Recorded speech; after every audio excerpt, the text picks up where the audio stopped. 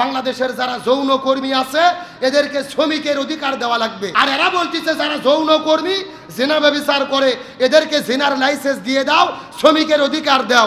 তার মানে এর চাইতে হালাল ব্যবসা আর কোনো ভালো কাজ নাই। তার মানে তোদেরকে বৈধতা দিলাম, তোরা করে খা। এখন যারা বলতেছে ইসলাম নারীদেরকে ঠকাইছে, এরা ধর্মান্ধ নাস্তিক মুরতাদ বেঈমান ছাড়া কিছু হতে পারে না। একটা ছেলে যদি একাধিক বউ নিয়ে পরিবার করতে পারে, চারটে বিয়ে করতে পারে, একটা মেয়ে কেন চারটে স্বামী থাকতে পারবে না? বাংলাদেশের যারা যৌন কর্মী আছে এদেরকে শ্রমিকের অধিকার দেওয়া লাগবে। 433টা সুপারিশ করে একটা রিপোর্ট দিয়েছে সংস্কার রিপোর্ট, যার অধিকাংশ রিপোর্টের ভেতরে 5টা সুপারিশ রয়েছে যেগুলো সরাসরি কোরআন হাদিস বিরোধী। জোরে বলেন নাউজুবিল্লাহ। এখন বলেন একটা মেয়ের যদি একাধিক স্বামী থাকে, স্বামীর সঙ্গে মেলামেশা করার ফলে 3 মাস পরে বোঝা যায় পেটের মধ্যে সন্তান আসলো কিনা। এখন যদি একাধিক স্বামী থাকে, কোন স্বামীর মিলামেশার ফলে গর্ভবতী হলো সন্তানের পিতাকে, এটা কি বোঝা যাবে? একই জমির মধ্যে যদি 4 জন ধান লাগায়, কার ধান কোনটা খুঁজে পাওয়া যাবে? কথা কোন না। তার মানে এই আইন তৈরি করে স্বামী স্ত্রীর ভেতরে কিভাবে বিভেদ করা যায়, সংসারে অশান্তি তৈরি করা যায়, এটাই হলো তাদের ষড়যন্ত্র। বউকে জোর করে মিলামেশা করে, তাহলে স্ত্রী চাইলে স্বামীর বিরুদ্ধে ধর্ষণের মামলা করতে পারবে।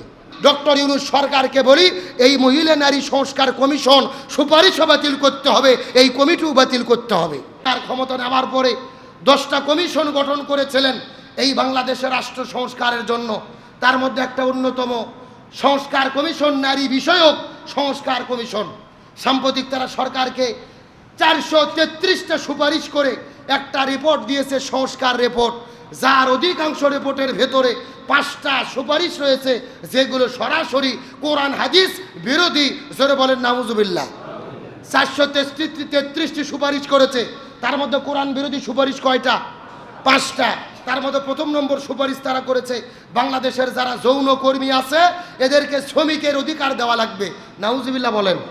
আল্লাহর কোরআন বলেছেন লা তাকরাবুজ জিনা, তোমরা জিনার কাছেও যেও না। আর এরা বলতেছে যারা যৌন কর্মী জিনা ব্যভিচার করে এদেরকে জিনার লাইসেন্স দিয়ে দাও, শ্রমিকের অধিকার দাও। তার মানে এর চাইতে হালাল ব্যবসা আর কোনো ভালো কাজ নাই। তার মানে তোদেরকে বৈধতা দিলাম, তোরা করে খা। জোরে কর নাউজুবিল্লাহ। কেন উচিত ছিল জিনা ব্যভিচার বন্ধ করা? এটা কেমনে বন্ধ করা যায় সেটা না করে শ্রমিকের অধিকার দিতে চাচ্ছে, এটাকে আমরা মানব? 2 নম্বর ইসলাম বিরোধী সুপারিশ, বাংলাদেশের সংবিধানে কোরআন হাদিসের কোনো আইন নেই।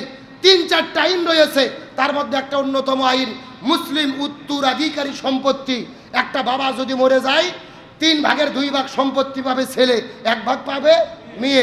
এরা বলতেছে না ইসলাম মহিলাদেরকে ঠকাইছে, মেয়ে কেন 1 ভাগ পাবে, ছেলে কেন 2 ভাগ পাবে? এই আইন সংবিধান থেকে বাদ দিতে হবে। আমরা তাদেরকে পরিষ্কার করে বলি ইসলাম নারীদেরকে ঠকাই নাই। সেই জামানায় নারীদের অধিকার ছিল না, মহিলা কন্যা সন্তানদেরকে জীবন্ত হত্যা করা হতো। ওই জামানায় ইসলাম নারীদের অধিকার দিয়েছে। রসুল বলেছেন 1 মেয়ে হলে 1 জান্নাত, 2 মেয়ে হলে 2 জান্নাত, 3 মেয়ে হলে আমি নবী আমার সাথে জান্নাত। হুন্না লিবাসুল্লাকুম ওয়া আনতুম লিবাসুল্লাহুন্না, স্বামী স্ত্রী উভয়ের পোশাক স্বরূপ। রসুল বলেছেন মায়ের পায়ের নিচে সন্তানের বেহেশত, সন্তানের জান্নাত। সুতরাং ইসলাম মহিলাদের ঠকাই নাই। এখন যারা বলতেছে ইসলাম নারীদেরকে ঠকাইছে, এরা ধর্মান্ধ নাস্তিক মুরতাদ বেঈমান ছাড়া কিছু হতে পারে না। ভালো করে বোঝেন। স্বাভাবিক দৃষ্টিতে ভালো মনে হতে পারে যে আসলেই তো তাই, মেয়েরা কম পেল কেন? আসলে মেয়েরা কম পায়নি। মেয়েরা বাবার ভাগও পায়, স্বামীর ভাগও পায়, ছেলের ভাগও পায়। তার মানে বিভিন্ন জায়গার থেকে পাইয়ে মেয়েদের আরো বেশি হয়। কথা কর না গে? আর মেয়েরা যে এত পায়, মেয়েরা শুধু পায়, এদের আয় আছে কিন্তু কোনো ব্যয়। শরীয়ত বলতেছে একটা কন্যা জন্মের পর থেকে বিয়ে দেওয়া পর্যন্ত পুরো ভরণ পোষণের দায়িত্ব কার? বাবার। বাবা যদি না থাকে ভাইয়ের। আবার বিয়ের পরে দায়িত্ব হলো স্বামীর, স্বামী না থাকলে ছেলের। তার মানে মেয়েদের খরচের কোনো জায়গা নাই, শুধু আয়ের জায়গা। যতটুকু আল্লাহ দিয়েছে এটা তাদের সম্মান নিয়ে বেঁচে থাকার জন্য দিয়েছে। এটা হলো 2 নম্বর। তাহলে বলেন এরা যদি বলে ইসলাম নারীদের বৈষম্য করেছে, এটাকে আমরা মানব? আর 3 নম্বরে বলেছে ধর্মীয় বিধান নিয়ে বিয়ের দরকার নাই, নতুন আইন তৈরি করো যেই আইন দিয়ে বিয়ে হবে। এখন বলেন ইসলামী আইন বাদ দিয়ে বিয়ে করলে ওটাকে বিয়ে হয়? তার মানে বিয়ে যদি সই না হয়, যত সন্তান হবে পৃথিবীতে সন্তানগুলো সই হবে না জারজ সন্তান হবে? আরো জোরে বলেন। তার মানে বাংলাদেশের সন্তানদেরকে জারজ করার প্রক্রিয়া, এটা হলো 3 নম্বর তারা সুপারিশ করেছে।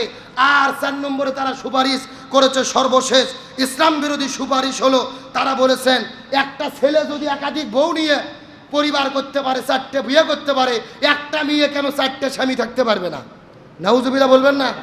ভালো করে বোঝেন কি মারাত্মক কথা, যে একটা মেয়ের মাত্র একটা স্বামী আর এক স্বামীর 4টে বউ, এখানেও তো মেয়েদেরকে ঠকানো হয়েছে। ভালো করে বোঝেন, আল্লাহর কোরআন বলছেন হুন্না লিবাসুল্লাকুম আনতুম লিবাসুল্লাহ হুন্না নিসাউকুম হারসুল্লাকুম, স্ত্রীগুলো হলো শস্য ক্ষেত্র। জোরে বলেন কি ক্ষেত্র? এখন বলেন একটা মেয়ের যদি একাধিক স্বামী থাকে, স্বামীর সঙ্গে মেলামেশা করার ফলে 3 মাস পরে বোঝা যায় পেটের মধ্যে সন্তান আসলো কিনা। এখন যদি একাধিক স্বামী থাকে, কোন স্বামীর মেলামেশার ফলে গর্ভবতী হলো সন্তানের পিতাকে, এটা কি বোঝা যাবে? জোরে বলেন বোঝা যাবে?